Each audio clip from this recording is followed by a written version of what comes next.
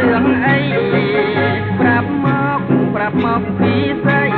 ចាំមកស្រីមិនស្រាប់ឡា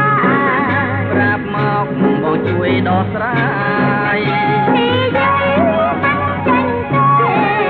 ប្រាប់មកបងជួយដោះស្រាយនិយាយមិនចេញទេរឿងអជា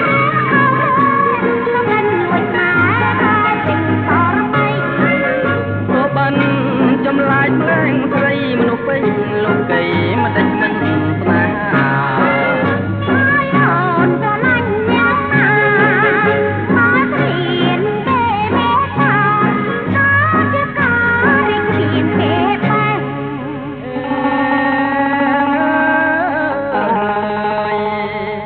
គុំព្រួយអី